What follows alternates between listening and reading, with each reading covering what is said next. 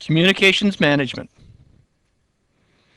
Communications management is often described as the single most important thing that a project manager can do to ensure overall project success.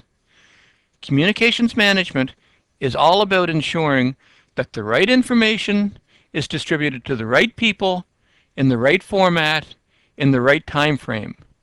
Ensuring that the right information is distributed to the right people in the right format in the right time frame ensures that the project participants have the information they need to do their job, they have their information they need to understand overall project status, and they have the information that they need to take actions to ensure overall project success. In this nugget, we will have a detailed look at communications management, what it is, what is involved with developing a communications management plan, what the communications management plan consists of, the identification of all of the project stakeholders, the identification of the project stakeholders' information requirements, and the identification of the ways in which you, the project manager, need to communicate to those stakeholders. Communications management is much more than the simple ad hoc hallway conversations, casual emails, and the occasional phone call to the people you think may be interested in knowing about the project status. Proper project communications is all about ensuring that the right people receive the right information in the right time frame in the right format. Communications management and why it is important will also be discussed in this nugget. The importance of communications management, as already expressed, is ensuring that the right people receive the information that they need to participate in the project, that the right people receive the information that they need to understand project status, and that the right people receive the information that they need to make decisions, to take actions, to ensure the project moves forward to a successful conclusion. In a future nugget, we'll discuss the vehicles and the methods with which communications can be done on your project. As we have done in other modules, our first step into communications management will be an examination of the PMBOK guide and seeing what is in the PMBOK guide specific to communications and communications management, ensuring that our communications strategy in our project is consistent with and compliant with the PMBOK guide. The first step as defined in the PMBOK guide is planning, putting together a communications management plan. The communications management plan is going to identify the process that you and your team must follow to ensure efficient and effective communications in the project. The communications management plan is also going to identify the communications expectations, the information requirements for your project stakeholders, ensuring that you and your team are satisfying the stakeholders' expectations and that you're supplying the information that is required by your project stakeholders to participate effectively in the project. During actual project delivery, a key step to communications management is the distribution. Distribution is distributing the information. It's sending emails. It's producing reports. It's talking on the telephone. It's ensuring that you are following effective distribution strategies and that the information you have about the project status, any information that you have about project challenges, any information that you have about project issues is being properly distributed to the project stakeholders as defined in the communications management plan. A key component of what you need to communicate on a project is the performance reporting information. In other words, status. You, as a project manager, need to ensure that you're producing status reports in a timely manner. Often you will need to produce weekly status reports to project sponsors and project team members, and you may need to produce monthly status reports to senior executives and members of your steering committee. But it's critical that you, as a project manager, make sure that project status is distributed to people who have a need and who care about your project status. That they're aware of the project status and that they are then prepared to take the actions necessary to ensure that your project completes. The last step, as defined in the PMBOK guide for communications management, is managing the stakeholders. And essentially, if you have done a good job of putting together the communications management plan, you've done an effective job with distribution, you are doing an excellent job of distributing project status information, management of the stakeholders will happen by default. Managing of the stakeholders is all about ensuring that the stakeholders have the information that they require, that the stakeholders have the information they need in a timely fashion, in the manner in which they require to allow them to participate as effective members in your project. The first step in communications management, as defined by the PMBOK guide, is planning. Or in other words, determine the information requirements. You need to understand who cares about your project. You need to understand what information they want to see about your project. You need to understand what time frames they want to see the project information in, and you need to understand what format they wish the project information to be distributed them by. The first step of that is determining who. Who cares about your project? Who needs to see project status information? Who needs to deal with project risks? Who need to deal with project challenges? Obviously, a key group who are very involved with the project and who are very interested in knowing how the project is doing is your project team. And you need to ensure that you have effective communications processes in place to ensure full flow of information both from you downwards into the team so they understand how the overall project is doing, as well as full flow of information upwards from the team members so that you, the project manager, get detailed status information, detailed information about how they are doing as part of their project delivery activities. Another key person who is very interested in knowing information about the project is the sponsor or the project acceptor, the person in the business who you are delivering the project for. They're going to want to know very detailed information, probably at or about the same level as the team is interested in seeing. Another group of people who are going to be very interested in your project are management. Both direct line managers of yourself and the sponsors, as well as more senior managers in the organization, are going to want to know how the project is doing, if the project is having issues and project is having challenges. So once you've been successful in identifying who cares about your project, who wants to see project status information, you then need to focus on what information these various stakeholders want to see. You're going to need to know what level of detail. Some of the groups are going to want very detailed information. The team and the sponsor, for example, are going to want to know detailed day-by-day, week-by-week information about the project, where management, in particular senior management, are going to want to know summary information. So you're going to have to ensure you have the processes in place to distribute a detailed information to those project stakeholders who want detailed information, and you have the appropriate processes in place to summarize the information and provide summary information to those who only want summary information, such as senior management. What type of information are these groups going to want to see, either in detail or summary? Well, obviously, they're going to want to know project status details. Is the project on target? Are the tasks that we're supposed to be working on this week being completed? Is the project on budget? What risks are occurring on the project? What do we need to ensure the project is moving forward? Along that area, we need to know about project issues. Where is the project having challenges? Where is the project encountering delivery difficulty? What information can you distribute to your project stakeholders to help them better help you ensure the project is going to be successful? Once you've identified the who and the what, the next step is to understand how. How are you going to distribute the information? Is it going to be a formal distribution? Formal as in written documentation? Or is it going to be informal? Informal may be emails, informal may be telephone conversations, informal may be ad hoc meetings where you simply pop into the sponsor's office to say, hey, by the way, I've been tracking this risk and it's no longer a project challenge. So you need to understand how you're going to distribute the information. Is it formal or is it informal? You need to understand, are you going to be distribute the information by phone, by email, or by formal written reports?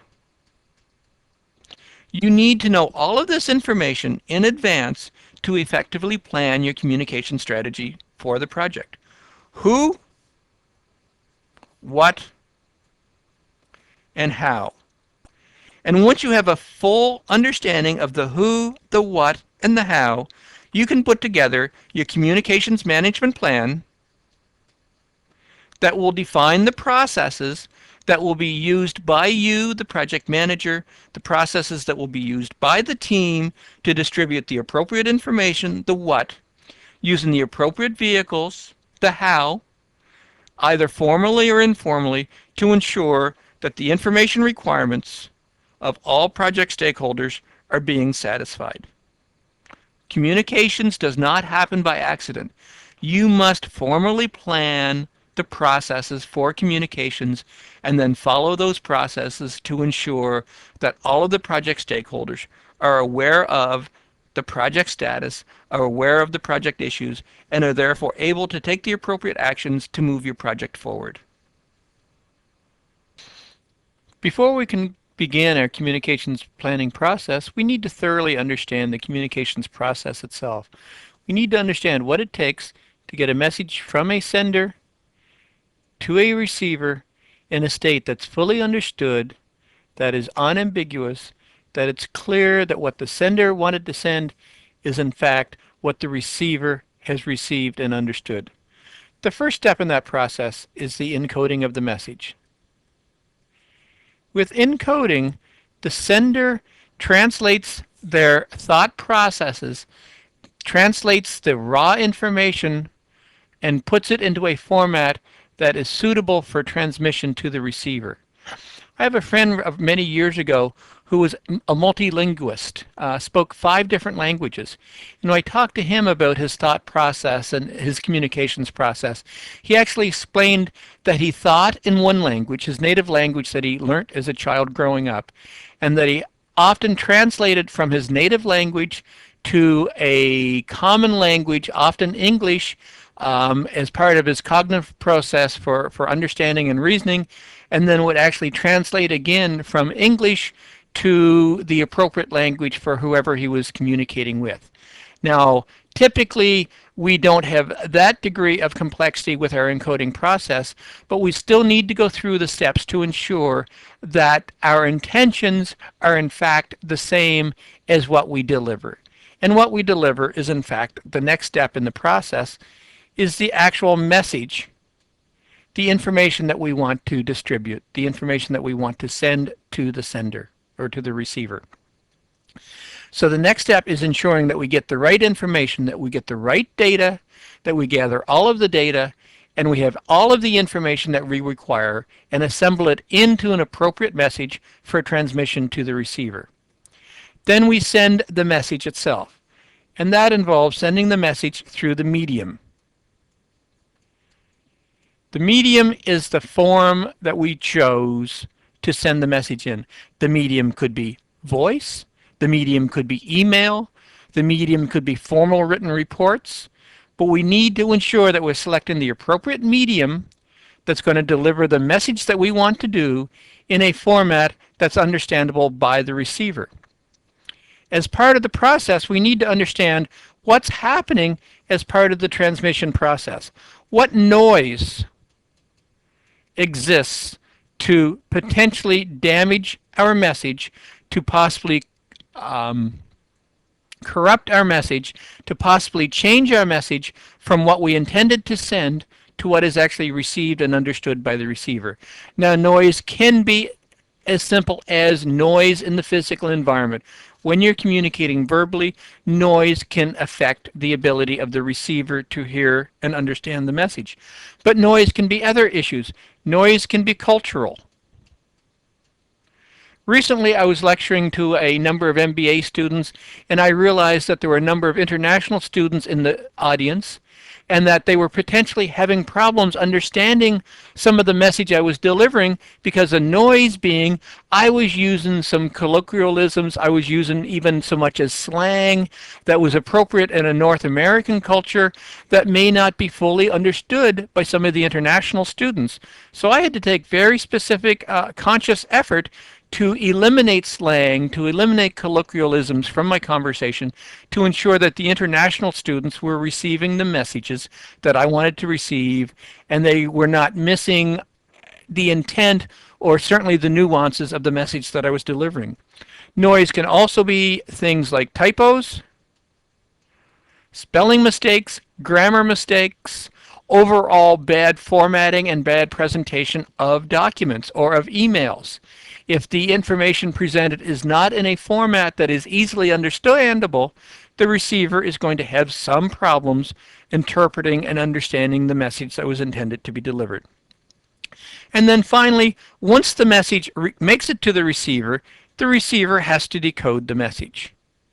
Decoding could be, again, as complex as my multilingual friend who has to receive the message in one language, translate it to another language for the cognitive thought process, and finally translate it to another language for storage in the brain for later retrieval and processing.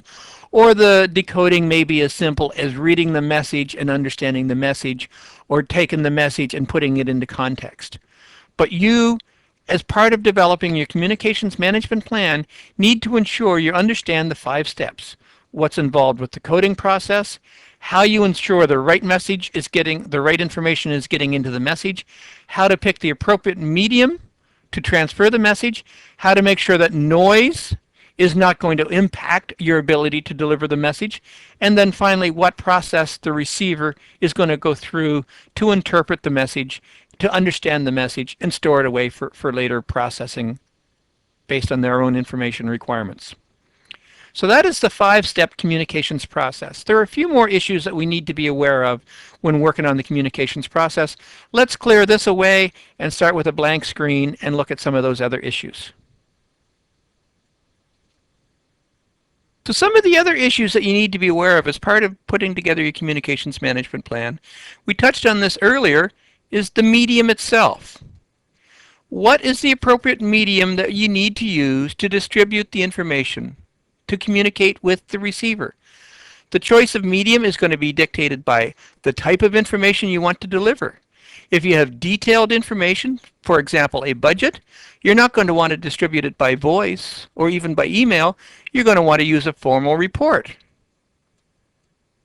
You may even want to put it into a spreadsheet and send the spreadsheet electronically.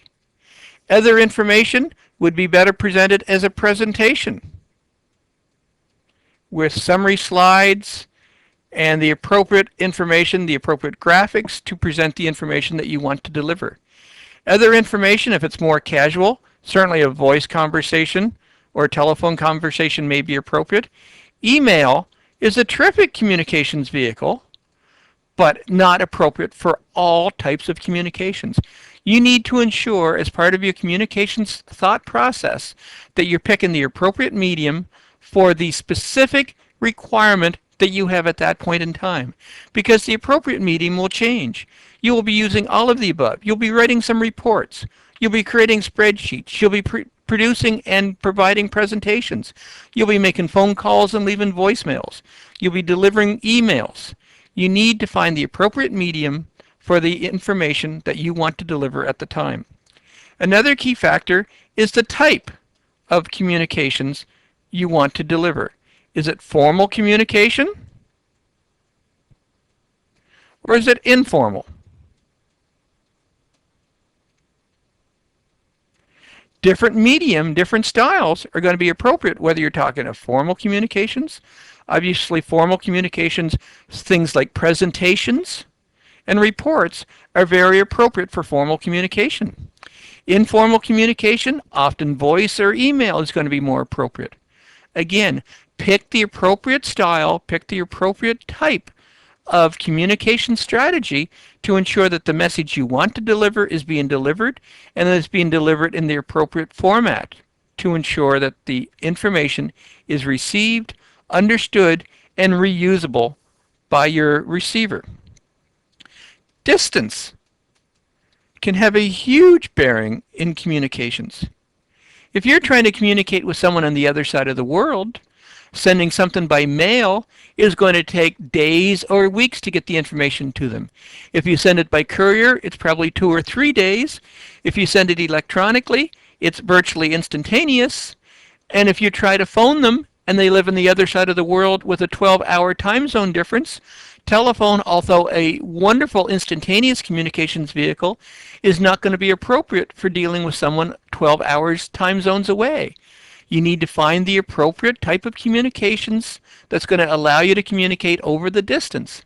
Sending email gives you the benefit of instant communications while still allowing it to be stored and processed the next morning when the person is awake after being asleep based on the 12-hour distance. So distance and time zones, are also issues that you have to be aware of as you're putting together your communications process and putting together your communications management plan. You need to ensure that everything is in place, that you're able to encode, that you're able to send the message, that it eliminates noise in the channels, that it's able to be decoded, and that the information you want to send is in fact the information that is received and understood by the stakeholder, by the project participant at the other end of the communications process. Although, as we have discussed, communications is very important to effective project management, it's also your job as the project manager to try to minimize the number of communications channels in place in your project to ensure that only the required communications takes place and that all communications is effective. If we look at the example we have here in the whiteboard, we have 4 participants in our project that need to communicate with each other. We see we have a number of communications channels. If we look at the communications channels, we see we have 4 around the outside edge and 2 across the diagonal, resulting in a total of 6 separate communications channels, 6 separate communication paths, assuming that each and every one of these project participants needs to talk to each and every one of the other project participants. To try to make this easier to understand or easier to develop the number of communications paths for large projects, there is a relatively simple formula that we can apply. And that's the number of project participants times the number of project participants minus 1. And you divide that all by 2. So if we look at our example, we have 4 project participants times 4 minus 3, or 4 minus 1, giving us 3, over 2, so that gives us 12 over 2, or 6 communications channels, as we saw from the diagram. Now, if we increase the size of our project a little bit, we add 2 more project participants, that brings our number of participants up to 6, and we go 6 minus 1, so it's 6 times 5 over 2, or 30 over 2, or a total of 15 communications channels. By simply adding half as many more project participants, we have more than doubled the number of communication paths between each of the project participants. It's your job as the project manager to try to minimize those number of communications channels to ensure, again, that only the communications required is taking place and that the communications process is effective as possible. The best tool you have for doing that is your organization chart. Through the development of an effective project organization by the development of teams with team leaders,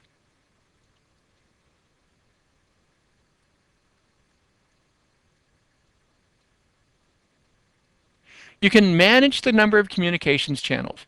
By having teams in place, each team member will be communicating within their team, but probably with very little communications across teams, and the communications across teams would be done by the team leaders. So instead of having one very large communications process, you would have a number of smaller communications process within each team and then between the team members. So the goal is to try to keep the number of communications processes down to as small a number as possible without letting it grow to large numbers. And we do that primarily through the development of effective project organization charts with the delineation of roles and responsibilities to minimize the number of communications channels. We see this in action with this hypothetical organization chart. By creating 3 separate sub-teams, we've effectively limited the amount of communications that has to happen, where only the members of sub-teams communicate with each other, and then we have intercommunications across the team leaders, drastically reducing the communications channels. Instead of one very large communications process that must be managed, we actually have 4 very small communications processes that are managed, and this results in much more effective, much more efficient project communications. In order to ensure that the communications process for your project is efficient, as effective as possible, I would like to offer you a few guidelines. The first of these guidelines is ensure you develop templates for your project. The idea with a template is you create it once,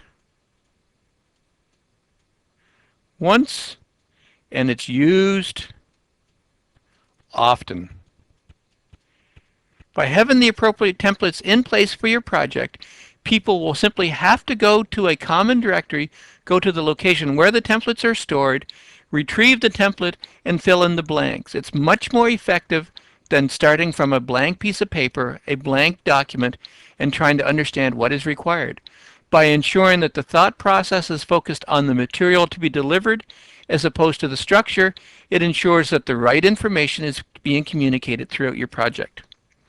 Another key to effective communications is ensuring standards are in place, ensuring that everybody is doing things the same way, ensuring that all status reports have a consistent look and feel, and that all status reports contain the same information. Standards and procedures ensure that we do the right things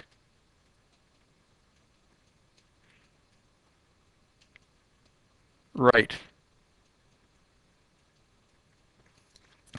Procedures ensure that everybody is following the same steps. Procedures ensure that everybody is communicating the same information in the same style, in the same manner. The guidelines are there to ensure that you have efficient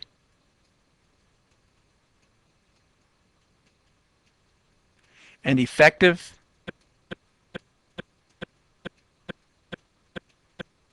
processes in place. The key to ensuring that communications happens on your project is it has to be easy. Communications is often thought of as a burden.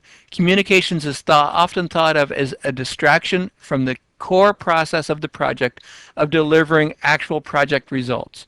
You need to ensure that you have the templates, that you have the standards, that you have the procedures in place to ensure that communications is easy, that the team members do not have to struggle to find out what they have to do. They do not have to struggle to find out how to do it, that the information they need is there, and it is as easy as possible for them to communicate, to distribute the information that they need to the entire project stakeholder community. The conclusion of the communications planning process is obviously the development of the communications management plan. The communications management plan is going to be the summary, the consolidation of all of the information that we've discussed thus far in this nugget. Obviously, one of the key components to the communications management plan is going to be the definition of the stakeholders and the stakeholder requirements, the identification of all of the stakeholders, the project team, the sponsor, the senior management, others in the organization who care about your project, is the identification of all of the stakeholders and the identification of their specific information requirements. What type of information do they require? Do they require detailed status information on a weekly basis? Do they require summarized status information on a monthly basis or a bi-monthly basis? The communications management plan is going to identify each and every stakeholder and their specific information requirements. It's going to identify the responsibilities. Who is responsible for producing the weekly status report? When is the weekly status report due? It's going to identify the methods with which the communications is going to happen. Which communications will be formal through written documentation, which communications methods will be informal through meetings, through phone conversations, through email conversations, and it's going to identify the frequencies of communications. The communications management plan summarizes all of the information that you as the project manager have put together to ensure that you've effectively identified who cares about the project, what information they require, and how it's going to be distributed.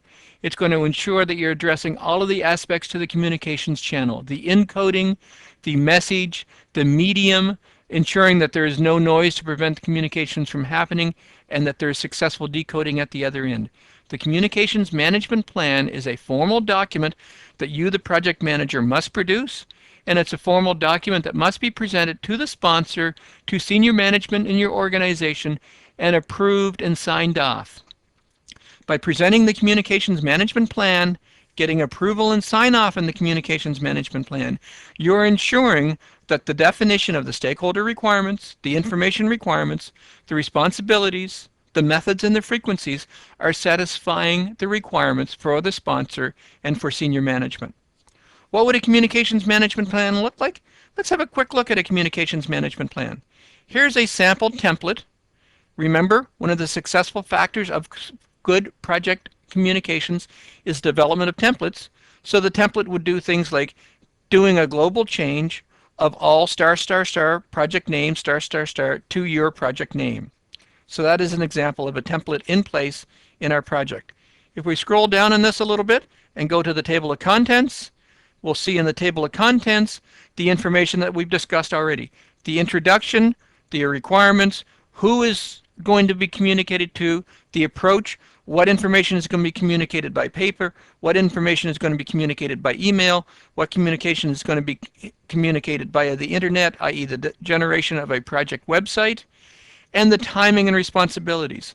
So here we have a formal project communications management plan that was produced as part of project planning and is going to be presented to senior management, to the acceptor, for final sign-off to ensure that we're addressing the project requirements and that all the project stakeholders will be receiving the information that they require, getting the information that they want in the appropriate format at the appropriate time.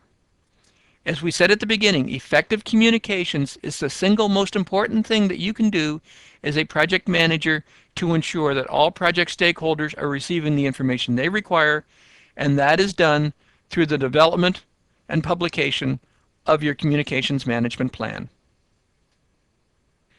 To conclude this nugget in communications management and communications planning, we're going to go back to the objectives we laid out at the beginning of the nugget. One of our first objectives is to define what communications management is all about. Communications management is all about ensuring that the right information, that the project details are available and communicated to the project stakeholders. We discussed why communications management is important. It is important that you have full, open, honest, accurate, reliable, and timely communications to all of your project stakeholders. It's important that you communicate the good news, and it's also important that you communicate the bad news. It is actually more important that you communicate the bad news than the good news. Why?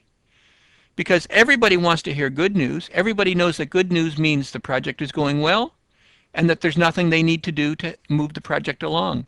But when you communicate bad news, they're alerted to the fact that the project is having challenges.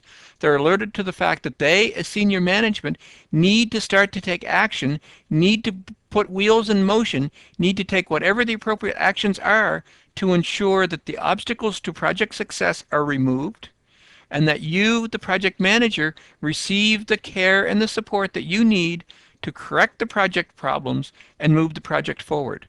With full, open, honest communications management of both good news and bad news, you're ensuring that all of the project information, all of the project details are communicated to the appropriate resources in the company and on the project, and that they are then alerted to and empowered to take the actions necessary to help you move the project forward, to help you, the project manager, ensure overall project success.